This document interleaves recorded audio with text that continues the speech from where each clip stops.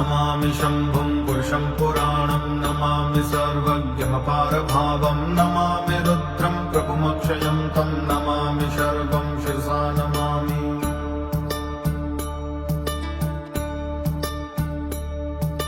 नमामि देवं परमव्ययं तमुमापतिं लोकगुरुं नमामि नमामि दारिद्र्यविदारणं तं नमामि रोगापहरं नमामि।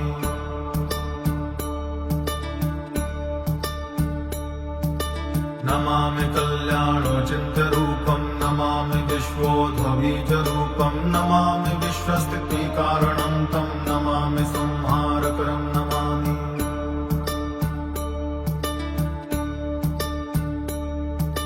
नमामि गौरी प्रेमव्ययं तं नमामि नित्यं क्षरमक्षरं तं नमामि चिद्रूपममेयभावं त्रिलोचनं तं शिरसा नमामि।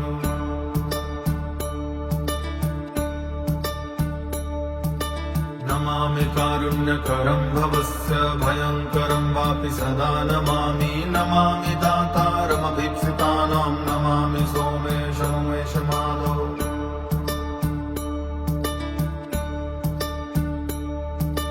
नमामि वेदत्रयलोचनं तं नमामि मूर्तित्रयवर्जितं तं नमामि पुण्यं सदसद्वतीतं नमामि तं पापहरं नमामि।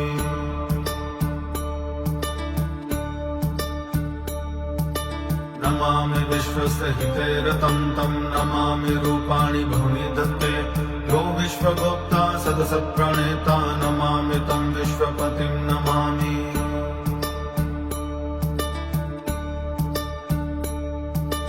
विघ्नेश्वरं सम्प्रति हव्यकव्यं तथा गतिं लोकसदाशिवो यः आराधितो यश्च ददाति सर्वं नमामि दानप्रियमिष्टदेवम्।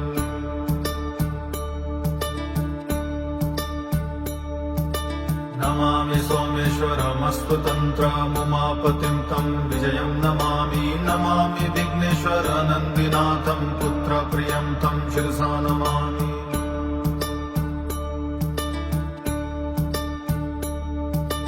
नमामि देवं भवदुःखशोकविनाशनं चन्द्रधरं नमामि नमामि गङ्गाधरमीशमीड्यमुमाधवं देववरं नमामि।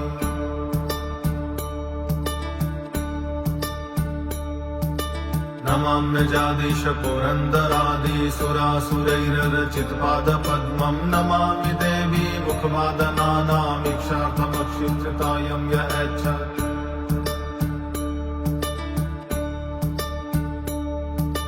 पञ्चामृतैर्गन्धसुधूपदीपैर्विचित्रपुष्पैर्विविधैश्च मन्त्रैः अन्नप्रकारैः सकलोपचारैः सम्पूजितं सोममहं नमामि। इति श्रीब्रह्ममहापुराणे शम्भुस्तुति सम्पूर्णम्।